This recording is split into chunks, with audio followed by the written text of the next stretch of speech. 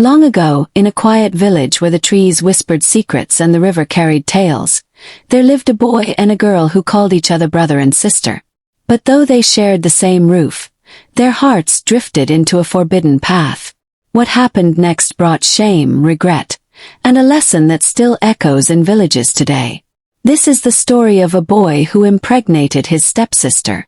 Listen carefully, for in this tale lies a warning every family must hear. In a quiet village surrounded by green farmlands and tall palm trees, there lived a man named Thomas. He was hard-working and respected among the farmers in his community.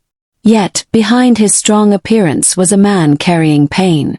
Years ago he had lost his beloved wife to illness, leaving him alone with their only son, David, who was just a boy at the time. Thomas tried his best to raise David, but life as a single parent was not easy. Cooking, farming, and raising a child were heavy burdens to carry alone. After years of loneliness, Thomas finally remarried. His new wife was Clara, a woman who also had a child from her first marriage, a daughter named Anna. Clara was gentle and kind-hearted, and Thomas felt blessed to have her. David and Anna, who were nearly the same age, now lived under the same roof. They ate from the same pot, fetched water from the same stream, and shared stories under the same moonlight. First, their bond was innocent.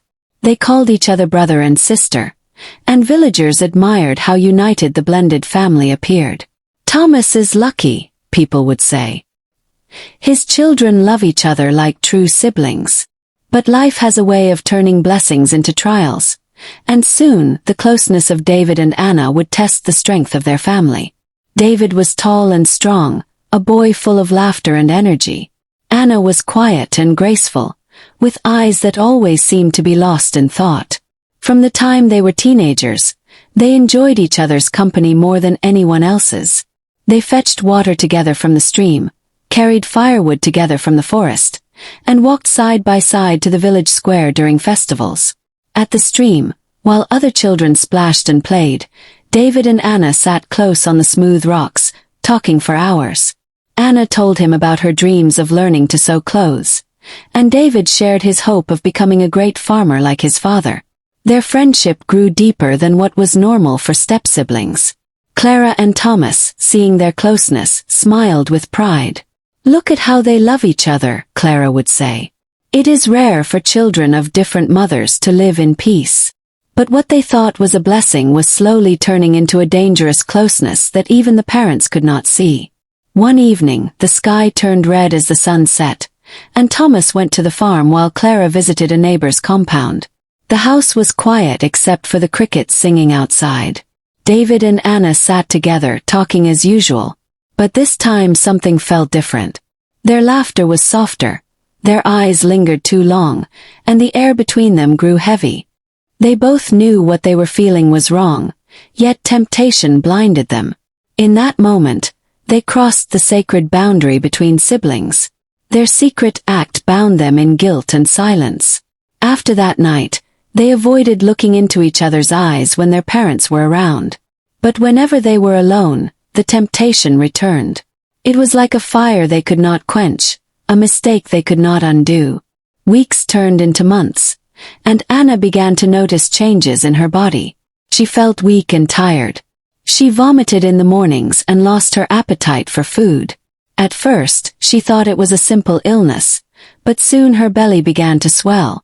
Fear gripped her heart. She was carrying a child, David's child. Anna cried in silence at night, hiding her tears from her mother. She feared the shame, the whispers, and the punishment that awaited her. David, too, noticed the changes and panicked. "What do we do?" he asked one night in a trembling voice. But neither of them had an answer. The secret that bound them was now growing inside Anna for all to see. The people of the village were quick to notice when something was wrong. Women at the market whispered as Anna passed. "Look at her stomach," one said. "She is too young to carry a child. Who is the father?" Clara, Anna's mother, noticed her daughter's condition before anyone else. She called Anna into the house one evening and asked, "Tell me the truth, my daughter. What is happening to you?" Anna's lips trembled, but she said nothing. She covered her face and wept, refusing to speak. The silence only deepened Clara's suspicion. Her heart grew heavy as she feared the truth she did not want to hear. Clara could not rest. One night, when the moon was full, she pressed Anna again. "Anna, you are my child. I carried you in my womb. If you are in trouble, you must tell me. Who is responsible for this?" Anna broke down in bitter tears. Finally, the words spilled from her lips. "It is David. David is the father of my child." Clara's world collapsed. She staggered back, unable to believe her ears. "David, your own brother," she cried. That evening, Thomas returned from the farm. When Clara told him, his voice thundered like the clouds. He roared in anger and disbelief. The shame that had been hidden was now exposed. Thomas was furious beyond measure. He grabbed a heavy stick and marched toward David. "You wicked boy," he shouted. "You have brought shame into my house. You have destroyed the trust between brother and sister." He raised the stick to strike, but Clara clung to his arm, begging him not to kill the boy. With fire in his eyes, Thomas pointed to the door. "Leave this house, David. You are no longer my son. From today I disown you. You will wander and suffer for the shame you have brought upon us." David fell to his knees, crying, "Father, forgive me." But Thomas turned his back. The boy was driven out of his own home. The matter spread quickly. Villagers gathered at the square, murmuring with shock. The elders summoned Thomas, Clara, David, and Anna. In front of everyone, the truth was laid bare. The chief stood and said, "This is an abomination. A stepsister is a sister. A stepbrother is a brother. Whoever crosses this sacred boundary brings a curse upon himself and his household." The elders scolded David and Anna, using their story as a warning to the youth of the land. The punishment was severe. David was to leave the village and not return for many years. Anna was to stay with her mother until the child was born, and she would live under the shame of her actions. David wandered from village to village, unwanted and despised. People pointed at him wherever he went. "That is the boy who slept with his sister," they said. He worked in farms for strangers just to find food, but no matter where he went, his past followed him like a shadow. Night David wept. "If only I had controlled myself," he thought. "If only I had remembered that family ties are sacred." But regret does not change the past. Once a pot is broken, no hand can return it to its former shape. Back at home, Anna also lived in pain. Her friends abandoned her, mocking her when they saw her swollen belly. Even children whispered behind her back, laughing as she passed. She carried her shame like a heavy stone. When her time came, she gave birth to a baby boy. But instead of celebration, the house was filled with sorrow. Clara cried, Thomas sat in silence, and Anna held her child with trembling hands. The baby was innocent, but the circumstances of his birth made him a living reminder of their shame. Years went by. David, tired and broken from wandering, returned secretly to the village. He found Anna sitting under a tree, her child playing nearby. She looked older, worn out by pain and hard labor.